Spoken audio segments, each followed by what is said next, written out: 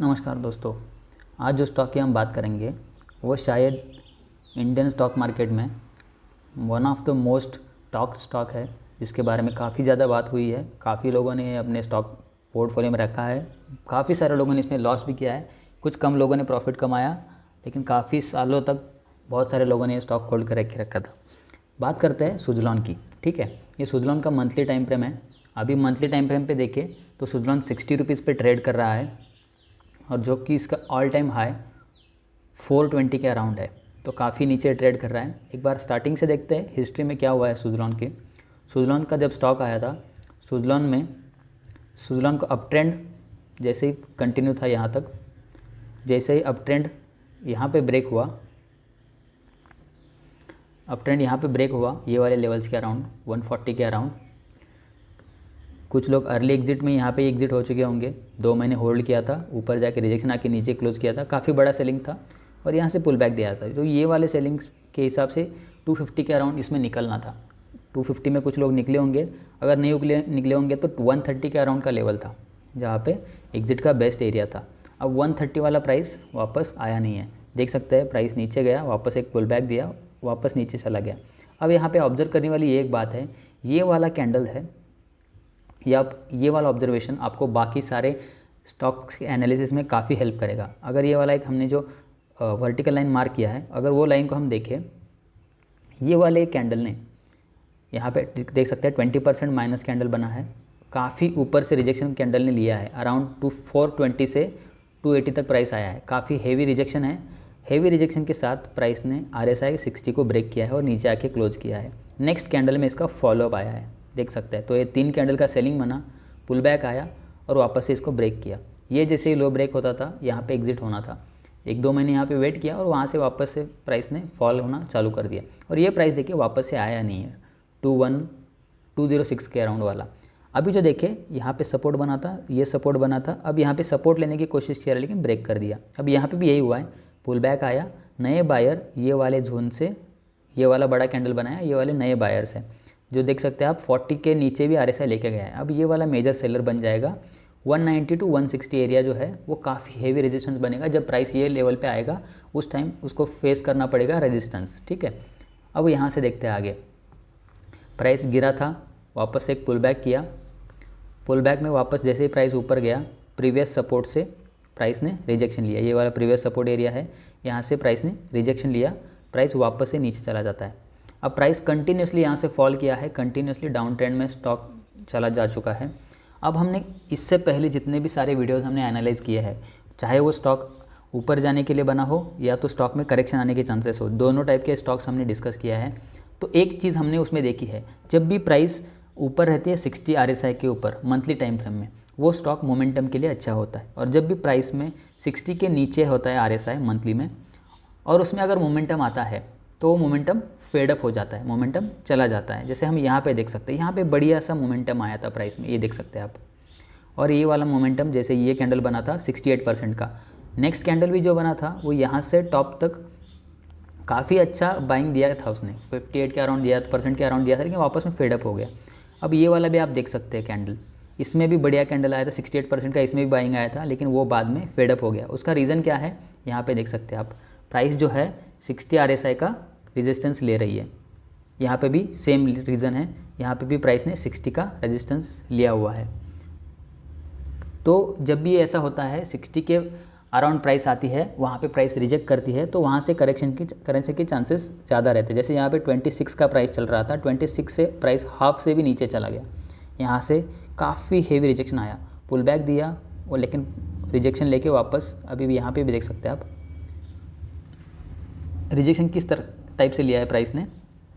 40 का सपोर्ट लिया, ऊपर गया, जैसे ही रिजेक्शन लिया, इसके नीचे जब प्राइस चला गया 40 के नीचे, अब 10 रुपीज़ वाला स्टॉक है, 10 रुपीज़ से करेक्शन देखिए आप, ऑलमोस्ट 1.7 रुपीज़। हैवी करेक्शन आता है, जब भी ये करेक्शन आएगा हैवी काइंड ऑफ करेक्शन आएगा। अब देखिए ये सारे पुल बैक्स हैं, इसको हम ट्रेंड शिफ्ट जल्दी नहीं मान सकते अनलेस एंड अनटिल उसमें एक्यूमुलेशन कंप्लीट ना हो जाए। अब एक्यूमुलेशन कंप्लीट होने के कुछ तो पैटर्न बनना चाहिए। जैसे यहाँ पे पैटर्न बनने की कोशिश की थी लेकिन पैटर्न कंप्लीशन नहीं हुआ है। एक ये यहाँ पे देख सकते हैं आप, कब शोल्डर बना, हेड शोल्डर, इसके ऊपर क्लोजिंग आता तो ये इन्वर्स हेड एंड शोल्डर बनता, लेकिन क्लोजिंग नहीं आया और अपना RSI भी 60 के ऊपर नहीं गया, तो ये ज़्यादा चांसेस है कि फेडअप हो जाएगा, जो कि यहाँ पे दिख रहा है। अब यहाँ पे देखती है, यहाँ पे जो बाइंग हो रहा है वो बाइंग काफ़ी स्ट्रांग बाइंग हो रहा है। जैसे बाइंग का जो कैंडल बन रहा है, बाइंग का कैंडल बढ़िया सा बन रहा है, सेलिंग काफ़ी स्मॉल आ रहा है। एक कैंडल बना बाइंग का, 3 कैंडल बने सेलिंग के, वापस एक ही कैंडल ने सारा सेलिंग एब्जॉर्ब कर लिया। 4-5 कैंडल बने, 2 कैंडल ने सारा एब्जॉर्ब कर लिया। 5-6 कैंडल सेलिंग के बने, 2 कैंडल ने सारा एब्जॉर्ब कर लिया। तो ये बाइंग स्ट्रांग दिखा रहा है। अब यहाँ पे फर्स्ट टाइम, इतने सालों में फर्स्ट टाइम, 2008 के बाद फर्स्ट टाइम ये वाला प्राइस था, ये प्राइस ने RSI 60 को ब्रेक किया है। अब इसको देखकर ये 12 रुपये का हाई बनाया था इस टाइम पे। अब 12 रुपये हाई के ऊपर हम बाइंग के लिए देख सकते थे। नेक्स्ट कैंडल बिना फॉलोअप किए सीधा नीचे गिर जाता है, तो अभी उसके ऊपर अपना बाइंग आ जाएगा 12 रुपीज़ के ऊपर। ये रेजिस्टेंस था, इसके ऊपर हम बाइंग के लिए देखेंगे। वापस से प्राइस नीचे गया, ऊपर पुल बैक किया, वापस से सेम लेवल से रिजेक्ट किया। यहाँ पे भी सेम RSI 60 के ऊपर गया और ये वाले कैंडल के ऊपर अभी हम बाई के लिए देखेंगे, लेकिन नेक्स्ट कैंडल वापस से नीचे आ गया। अभी यहाँ पे प्राइस दोनों के ऊपर आ गया, ये वाला एरिया बाइंग का रहता था, ठीक है। एक देखने वाली यहाँ पे एक बात है, और बॉटम में और नीचे भी प्राइस मिल सकता था बाइंग के लिए। जैसे ये कब बना, शोल्डर बना, inverse head and shoulder pattern यहाँ पे हमें मिलता, ठीक है। या तो अगर ये इस टाइम पे RSI 60 नहीं था, ये टाइम तक RSI 60 नहीं था, तो हमने मान लीजिए अवॉइड भी किया होता, तो भी प्राइस जब पुल बैक कर रहा था, तो पुल बैक के टाइम पे मेजर ट्रेंड अगर इसको चेंज करना है तो ये मेजर बॉटम से मेजर टॉप, इसका अगर मैं फिबोनाची मार्क करता हूँ तो फिबोनाची में देखिए क्या किया है प्राइस ने। 50 एंड 60 का जो ब्लैक बॉक्स है, ये वाले ब्लैक बॉक्स में प्राइस आई है, और ये वाले बॉक्स में ही प्राइस ने मॉर्निंग स्टार बनाया है। काफ़ी अच्छा रिवर्सल का साइन बताया था। प्राइस यहाँ से ऊपर गई, वापस रिटेस्ट करने आई, उसी एरिया को, उसी मॉर्निंग स्टार को रिटेस्ट किया और यहाँ से वापस प्राइस चली गई है। जैसे ये 2 कैंडल सेलिंग के बने थे, नेक्स्ट डोजी बना था। अब डोजी के बाद जो कैंडल बना हुआ है, ये वाला कैंडल होता है, इसको इनसाइड कैंडल या बेबी कैंडल बोलते हैं। डोजी के अंदर ही दूसरा छोटा इनसाइड कैंडल है। दोनों का हाई यहाँ पे, दोनों हाई जैसे क्रॉस होते हैं, 9 रुपीज़ का एंट्री हम यहाँ पे कर सकते हैं। इसको एग्रेसिव एंट्री बोलते हैं। काफ़ी बढ़िया एक एंट्री का पॉइंट होता है। आप जब भी इन्वेस्टमेंट के हिसाब से देखेंगे मंथली टाइम फ्रेम में, मंथली टाइम फ्रेम में अगर कोई भी स्टॉक 2-3 कैंडल्स का करेक्शन देता है मंथली टाइम फ्रेम में, उसके बाद अगर एक हाथ डोजी या इनसाइड कैंडल बनाता है और उसके बाद अगर ब्रेकआउट देता है, तो वो ब्रेकआउट काफ़ी बढ़िया होता है। ये आप दूसरे वाले स्टॉक्स में भी एनालाइज कर सकते हैं, ये सेम वाला लॉजिक, ठीक है। जैसे यहाँ पे आप देख सकते हैं एक हेल्दी करेक्शन दिया सिंगल कैंडल का, ये डोजी के अंदर ही इसने इनसाइड कैंडल बनाया। ये दोनों के हाई के ऊपर यहाँ पे हम बाय करते 6.59 के ऊपर, यहाँ से हमें काफ़ी अच्छा रिस्क रिवॉर्ड यहाँ तक मिला है। रेजिस्टेंस नेक्स्ट यहाँ पे था, देखिए 60-70% का यहाँ पे अच्छा सा कैंडल 2-3 महीने में ही टारगेट मिला था। ऐसा ही इसमें हुआ था, ठीक है। अभी देखते हैं यहाँ पे एक मेजर ट्रेंड शिफ्ट हुआ। ट्रेंड शिफ्ट होने का ये साइन था कि ये शोल्डर हेड कब बना, ये हैंडल बना, या तो इसको डबल हैंडल भी आप बोल सकते हैं, लेकिन ब्रेकआउट आया था इसके ऊपर। तो ये 12 के अराउंड इसके ऊपर का बाइंग करना बेटर ऑप्शन था। हमने भी ये स्टॉक बाई किया था। हमारा बाइंग जो था 13.89 after daily time frame confirmation के साथ हमने बाई किया था 13.89 के बाद, और हमारा फर्स्ट जो टारगेट था वो 88% के अराउंड हमने कुछ इसमें बुक किया था, 88-89% के अराउंड। ये वाले प्राइस से हमने यहाँ तक बाय किया था, एग्जैक्टली 88-89% के हमने कुछ बुक किया था, क्योंकि यहाँ पे मेजर रेजिस्टेंस था। प्राइस ने 1 मंथ होल्ड किया। यहाँ पे भी आप देख सकते हैं बढ़िया कैंडल बना। नेक्स्ट कैंडल यहाँ पे एक हैमर टाइप बना है। अगर हैमर का लो क्रॉस करके नीचे जाता तो यहाँ से एग्जिट होना था, लेकिन हैमर का क्रॉस नीचे नहीं किया है प्राइस ने। हैमर जो बना है ये कैंडल के इनसाइड ही बना है, और नेक्स्ट कैंडल ने इसको ब्रेकआउट करके ऊपर चला गया। अब यहाँ पे भी देखिए रेजिस्टेंस बना, रेजिस्टेंस के अंदर ही हैमर कैंडल बना। इसके हाई ब्रेक होने पे यहाँ पे एंट्री करनी थी। ये वाला बाइंग लेवल अच्छा था, इसके ऊपर हमें एंट्री करनी थी। यहाँ पे एंट्री करते इसके नीचे का स्टॉप लॉस होता, यहाँ से भी अच्छा खासा टारगेट हमें मिला हुआ है। ये बाइंग के कुछ लॉजिक्स रहते हैं। अभी जो मोमेंटम आप देख पा रहे हैं, ये मोमेंटम जो है काफ़ी स्ट्रॉन्ग मोमेंट यहाँ से प्राइस ने दिया है। इसका रीज़न क्या हो सकता है? कोई लोग बोलेंगे कि इसमें फंडामेंटली कुछ शिफ्ट आया था, टेक्निकली बहुत सारे लोगों ने नीचे बाय करके रखा था, सेलर नहीं थे, ये नहीं थे। काफ़ी रीज़न्स आप बोल सकते हैं, लेकिन सारे वीडियोस में हमने एक चीज़ कॉमन देखी है। जितने भी वीडियोस में बनाया हूँ उसमें सब में ये बात एक्सप्लेन करता हूँ ये वाले वीडियो में भी वो अप्लाई करती है। ये जब भी ऐसा बड़ा मूवमेंट आएगा उसके लिए प्राइस को RSI 60 के ऊपर होना चाहिए। जैसे ये RSI 60 के ऊपर आया, ये सारे मोमेंटम में RSI 60 के ऊपर ही होल्ड किया है। ये काफ़ी बड़ा रीज़न है कि स्टॉक जब भी अच्छा मोमेंटम कब दिखाता है, जब उसका RSI 60 के ऊपर हो। तो आप आपके बाइंग के लॉजिक्स के लिए ये एक आइडिया आप माइंड में रख सकते हैं कि जो मंथली टाइम फ्रेम में 60 के ऊपर जस्ट क्रॉस कर रहा है, कुछ टाइम होल्ड किया है 60 के नीचे, अब जाके 60 ब्रेक कर रहा है, ऐसा पॉइंट ऑफ एरिया आप ढूंढिए और वैसे पॉइंट पे आप स्टॉक बाय करने के लिए देखें। तो ये देखिए ऑलमोस्ट बॉटम के आसपास ही हमें स्टॉक मिल रहा था। यहाँ पे एक हाथ स्टॉप लॉस भी हिट हो चुका होता है, लेकिन ये वाला जो रैली मिला है 14 रुपीज़ से ऑलमोस्ट 84 रुपीज़ तक, इसमें से हम पूरा तो नहीं लेकिन यहाँ तक कहीं पे भी मान लीजिए मोमेंटम कैप्चर कर पाते, फिर भी ये 300% का रिटर्न है। काफ़ी बढ़िया रिटर्न होता है, जो कि काफ़ी कम टाइम में, 1 साल से भी कम टाइम में आया है। तो ये बड़ी चीज़ होती है। इसलिए मोमेंटम कैसे फाइंड करना है ये वीडियो में आपको पता चल गया होगा। RSI किस तरीके से हम देख सकते हैं, ठीक है। अभी देखिए ये रेजिस्टेंस जो है, ये फर्स्ट रेजिस्टेंस तो ये था जहाँ पे प्राइस ने कुछ टाइम के लिए रिस्पेक्ट किया। अब ये वाला रेजिस्टेंस रिस्पेक्ट कर रहा है। इसका रीज़न क्या है देखते हैं। रेजिस्टेंस मैंने ये कहाँ से मार्क किया है, ठीक है। ये बड़ी चीज़ है जो आपको सप्लाई एंड डिमांड फाइंड करने में हेल्प करेगी। मैं इसको वीकली टाइम फ्रेम में शिफ्ट करता हूँ। वीकली टाइम फ्रेम में अगर देखेंगे हम, तो यहाँ पे देखिए एक बड़ा मूवमेंट आया था यहाँ पे प्राइस में, और ये मूवमेंट ऑलमोस्ट 30 रुपये से लेके 130 रुपये तक गया था। काफ़ी बड़ा मूवमेंट था। अगर प्रीवियस ट्रेंड देखें तो उसमें एक छोटा सा पुल बैक ही है, लेकिन ये बड़ा मूवमेंट है, ठीक है। अब यहाँ से प्राइस ने ट्रेंड अपना शिफ्ट किया है। ट्रेंड किस तरीके से शिफ्ट किया है, लोअर हाइज क्रिएट करते हुए प्राइस गया है,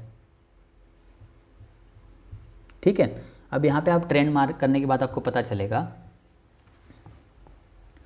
ये जो सेलर्स थे, ये सेलर यहाँ पे, ये सेलर है यहाँ पे, सप्लाई जो यहाँ पे था सप्लाई, ये यहाँ से यहाँ पे शिफ्ट हुआ, लास्ट में यहाँ पे शिफ्ट हुआ, यहाँ से बड़ा मोमेंटम दिया। तो लास्ट सेलर जो है यहाँ पे है, और यही रीज़न था यहाँ पे स्टॉक ने काफ़ी टाइम 2 से 3 महीने यहाँ पे ट्रेड किया, वापस से आके यहाँ पे सपोर्ट लिया है, ठीक है। तो ये एक सप्लाई यहाँ पे मिला। अब यहाँ से ही बाइंग क्यों आया हम देखेंगे, उसको डेली टाइम फ्रेम में बताता हूँ मैं। अभी के लिए ये बड़ा सेलर था, इसलिए ये ऐसे मार्क किया था हमने। अभी यहाँ पे देखिए नेक्स्ट सेलर जो है ये वाले एरियाज़ पे है। अब इतना छोटा एरिया हम कैसे मार्क कर सकते हैं। देखिए यहाँ पे जो एक पुल बैक आया था, ये पुल बैक में लास्ट का जो ट्रैप्ड बायर है, लास्ट के ट्रैप बायर को हम as a supply zone mark कर सकते हैं। इसलिए मैं इतना कितना 84, 85, एक रुपये का ही एरिया है, इसको मैं मार्क किया हूँ। और देखिए वही प्राइस में काफ़ी बड़ा रिजेक्शन प्राइस ने फेस किया है।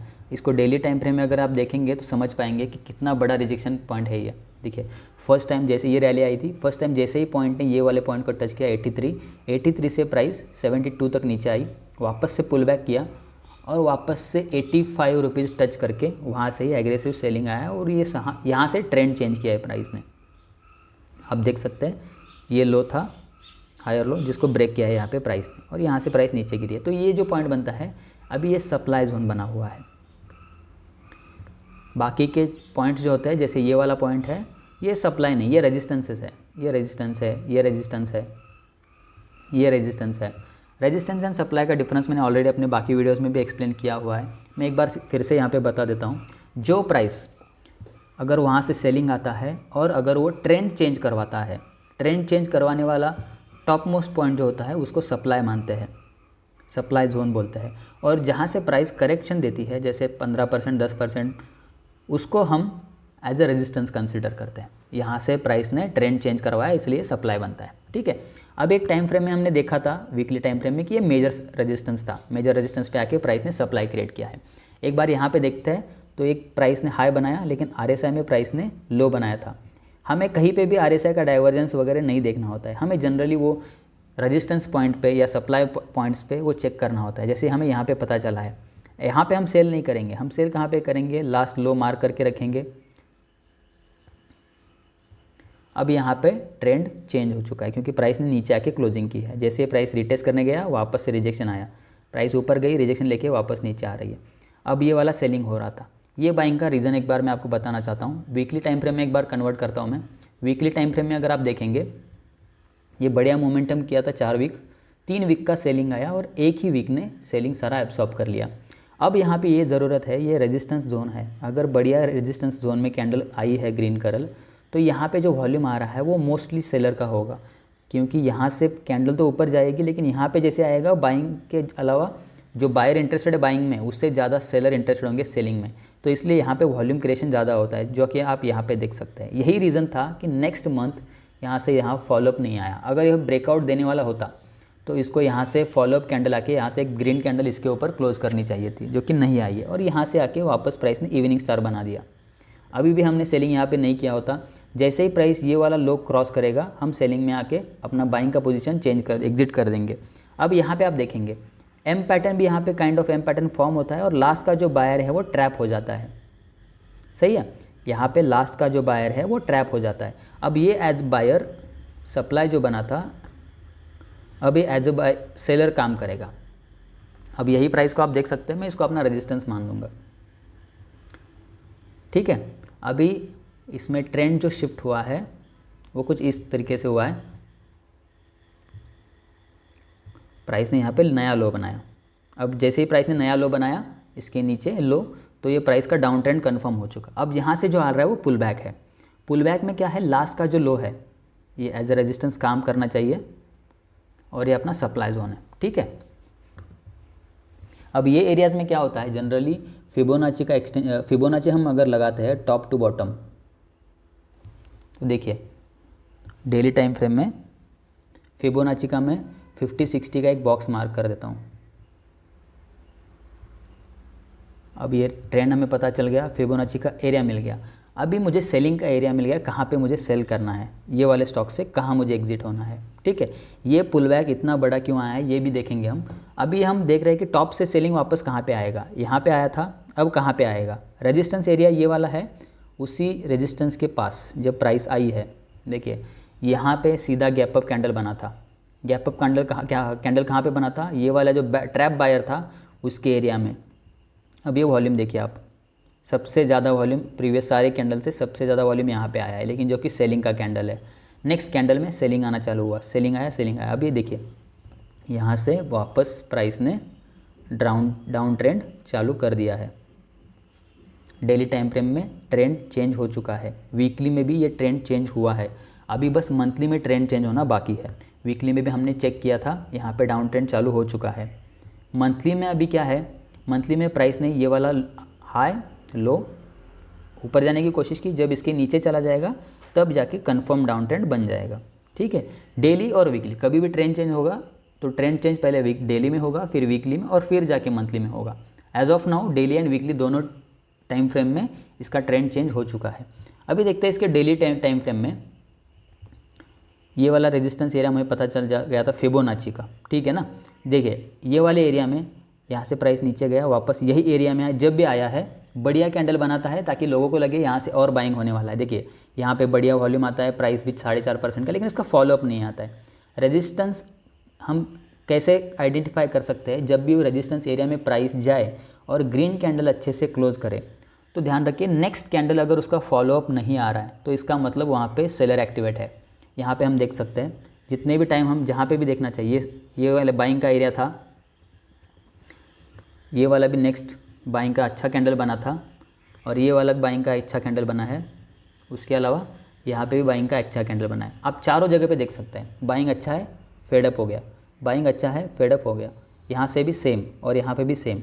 चारों जगह पे हम देख सकते हैं प्रीवियस कैंडल से वॉल्यूम ज़्यादा है, प्रीवियस कैंडल से वॉल्यूम ज़्यादा है और फिर भी वो फेड अप हो जाता है। इसका ये मतलब है ये वाले एरिया पे सेलर एक्टिवेट है। अभी प्राइस ने यहाँ पे वापस से डाउन ट्रेंड कन्फर्म किया है। अब ये लास्ट जो सपोर्ट था, प्राइस इसको ब्रेक करने वाला है। आने वाले कुछ दिनों में प्राइस यहाँ से नीचे आएगा, इसके चांसेस काफ़ी ज़्यादा है। फर्स्ट टारगेट तो इसका 17% ये नीचे आएगा जहाँ तक इसका सपोर्ट है। फर्स्ट टारगेट जो आएगा यहाँ से 22% का अराउंड फर्स्ट टारगेट आएगा, जो कि इसको वापस टेस्ट करने आएगा। ठीक है, अब ये कौन सा एरिया में मार्क किया है ये मैं बता देता हूँ आपको। जैसे वीकली टाइम फ्रेम में मैंने बताया था, लास्ट जो बायर है यहाँ पे ट्रैप हुआ है, तो हमने क्या किया था, ये वाले बायर को ऐसे मार्क करके रखा था और ये सेलर जोन हमारा बना था। ठीक है, वैसा ही कुछ स्ट्रक्चर यहाँ पे बना था। ये लास्ट में बायर आए थे, ये बायर आया लेकिन प्राइस इसके नीचे चला गया। अब प्राइस ने वापस ऊपर जाने की कोशिश की और ये रेजिस्टेंस बन के गिर गई प्राइस यहाँ से वापस कोशिश की, नीचे आई थी। अब एक बार प्राइस ने वापस से ज़्यादा ज़ोर से जब पुश किया था, उसको ब्रेक करके, रेजिस्टेंस को ब्रेक करके ऊपर चली गई थी। अब ये ट्रैप बायर जो थे, अभी ये जो सप्लाई का काम कर रहे थे, वापस जब ये वाले जोन में प्राइस आएगी वो डिमांड का काम करेंगे। आप देख सकते हैं जैसे ही ये वाले ट्रैप बायर्स के एरिया में प्राइस आई है, एक बार, दो बार, तीन बार, तीनों बार प्राइस ने बढ़िया सा रिजेक्शन देके यहाँ से अपसाइड का मोमेंटम दिया है। अभी जो प्राइस ट्रेड कर रही है, ये रेजिस्टेंस और ये सपोर्ट, दोनों के बीच में प्राइस ट्रेड कर रही है। एक बार रेजिस्टेंस बिकम सपोर्ट, प्राइस ने अच्छे से यहाँ से सपोर्ट लेके काफ़ी बढ़िया मूव दिया है। अगर यहाँ से देखेंगे, प्राइस ने 58% के अराउंड का मूवमेंट दिया है, जो कि काफ़ी बढ़िया होता है। अगर कोई स्टॉक मंथली में इतना स्ट्रांग मूवमेंट देता है, तो जो ट्रेंड चेंज होते टाइम भी जो पुल बैक आएगा, वो पुल बैक भी काफ़ी बड़ा होता है, क्योंकि ये स्विंग के हिसाब से ही ये पुल बैक आता है।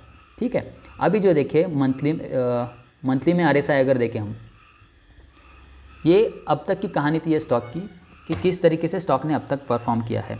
अब हम देखेंगे क्या इसमें हम नई बाइंग कर सकते हैं क्या।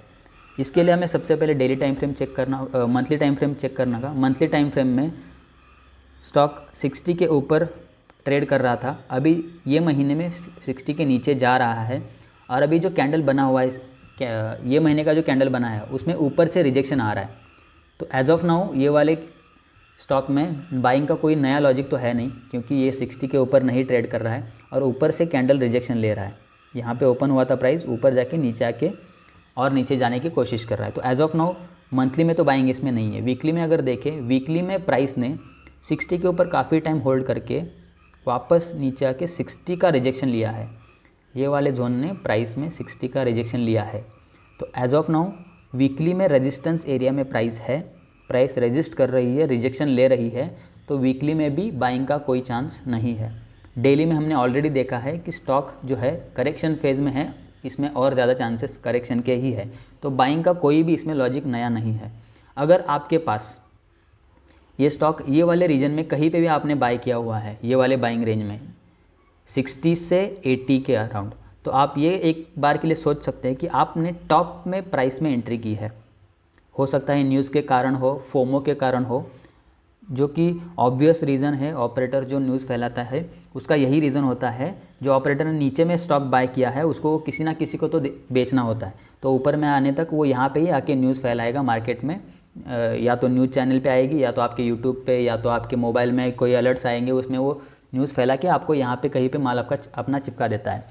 अब अगर आपने ये वाले जोन में कहीं पे भी स्टॉक का बाइंग किया हुआ है, तो मैक्सिमम आपका लॉस यहाँ तक 25-27% के होगा। अगर इवन आप अपने टॉप पे भी ख़रीदा होगा तब भी 27% लॉस होगा। बेटर ऑप्शन ये रहेगा एक टाइम के लिए आप ये स्टॉक से आउट हो जाए, क्योंकि इसमें टाइम करेक्शन और प्राइस करेक्शन दोनों भी आने के चांसेस ज़्यादा है। अगर ये 2-3 साल भी सेम प्राइस पे रहता है तो भी आपका जो 2 साल का रिटर्न है वो ज़ीरो हो रहेगा, फिर भी इसमें कुछ बैठने के फ़ायदा कुछ होगा नहीं। और अगर प्राइस का भी करेक्शन आता है वो उल्टा और ज़्यादा बढ़ जाएगा आपका लॉस।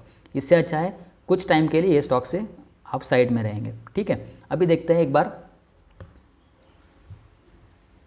मंथली टाइम फ्रेम में।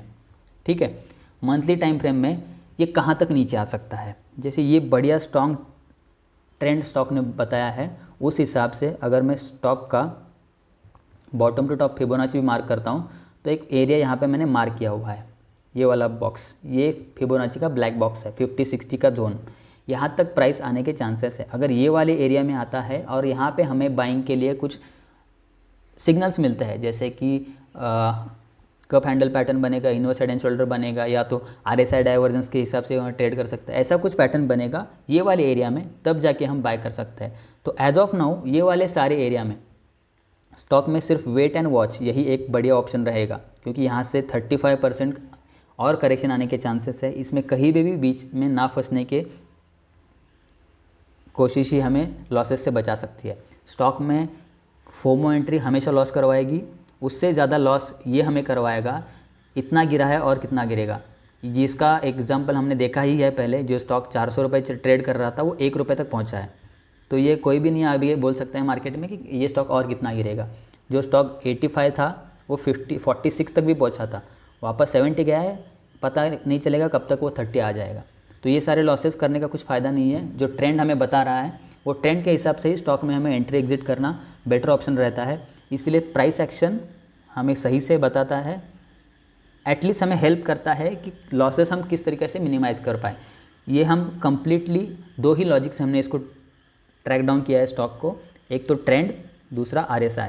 अगर आपने हमारे यूट्यूब पे जो वीडियो बनाया था हमने ट्रेंड किस तरीके से आइडेंटिफाई करते हैं और किस तरीके से हम ट्रेंड के हिसाब से ट्रेड करते हैं, अगर वीडियो नहीं देखा है तो जाइए वीडियो देखिए और आप एनालाइज करिए कि आपने जो स्टॉक ख़रीदा है क्या सच में आप उस स्टॉक को जस्टिफाई कर पा रहे हैं कि ये ट्रेंड में है या नहीं है। अगर साइडवेज है तब भी ठीक है, अगर डाउन ट्रेंड में स्टॉक जा रहा है तो अर्ली एग्जिट में करना ही उसमें आपके लॉसेस कम कर सकता है। प्रॉफिट बढ़ाना अलग बात है, लेकिन लॉसेस कम करना हमारे पोर्टफोलियो को हमेशा वेल्दी बनाने के साइड में रखेगा। स्टॉक जो है मोमेंटम वाले देखिए, अभी इस एज ऑफ नाउ ऐसे वाले स्टॉक में टॉप में जाके एंट्री करने का कोई फ़ायदा नहीं। इससे ज़्यादा बढ़िया अच्छे ऑप्शंस आपको स्टॉक्स अच्छे लेवल्स पे मिलेंगे। अच्छे लेवल में किस तरीके से बोल रहा हूँ, जैसे यहाँ पे बना था काफ़ी टाइम तक, यहाँ पे 60 के नीचे RSI बनाई, ऐसे वाले एरियाज़ पे हमें एंट्री करनी है जब वो अपना एक्यूमुलेशन कंप्लीट करके ऊपर निकले, ना कि टॉप में आके। किसी ने यहाँ पे होल्ड किया है 12-13 रुपये का बाएंगे, अगर वो 60 रुपये पे आके होल्ड कर रहा है, उसको 30 प्राइस आती है तो भी प्रॉब्लम नहीं होगा। यहाँ से अगर बाउंस बैक करके ऊपर चली जाएगी वो होल्ड कर सकता है। लेकिन जिसने 80 रुपये में खरीदा होगा, 70 रुपये में खरीदा होगा, उसको ये सारे लॉसेस देखने का कुछ फ़ायदा नहीं है। मल्टी बैगर ये बनेगा तो ये वाले प्राइस से बनेगा, ये वाले प्राइस में आके 80 रुपये का स्टॉक 800 रुपये बनेगा। ये हिसाब से अगर बाय करना है तो उसको टाइम देना पड़ेगा। उस हिसाब से यहाँ पे आके स्टॉक को अपनी स्ट्रेंथ प्रूव करनी पड़ेगी। जहाँ पे आप देख रहे हैं RSI में, इसमें बिल्कुल अभी स्ट्रेंथ नहीं है। एक सिंपल लॉजिक आपको यहाँ पे और एक बता देता हूँ। देखिए मंथली में ये बढ़िया कैंडल बनाए थे 4-5 और ये बढ़िया strong up trend up side move दिया था। रिट्रेसमेंट आया, वापस जाने की कोशिश की, ये एक बढ़िया ग्रीन कैंडल बना था, इसका फॉलोअप आना चाहिए थोड़ा बहुत। तो ये तीसरा कैंडल लगभग चल रहा है, तीसरे कैंडल में भी इसमें कंटिन्यूसली सेलिंग आ चुका है। ये बड़े कैंडल का जब भी 50% एरिया क्रॉस करके प्राइस नीचे आता है, मोस्टली वो स्टॉक ये ग्रीन कैंडल के लो को टेस्ट करेगा। तो ये अराउंड 50% तो 50 रुपीज़ के अराउंड तो ये प्राइस आएगा। तो आप देख सकते हैं, अगर आपके पास है एक टाइम के लिए एग्जिट करके नए वाले स्टॉक में किसी आप एंट्री करिए जिसमें मोमेंटम अच्छे है, या तो आप खुद से दूसरे कोई और स्टॉक एनालाइज करिए, ऐसे वाले स्टॉक से दूर रहिए। देखते हैं आने वाले टाइम में ये स्टॉक किस तरीके से परफॉर्म करता है। आपको जो भी स्टॉक का एनालिसिस चाहिए होगा एक बार कमेंट बॉक्स में बताइए, हो सके तो हम उस स्टॉक का एनालाइज करना चाहेंगे और आपको बताना चाहेंगे। ठीक है, मिलते हैं अगले वीडियो में।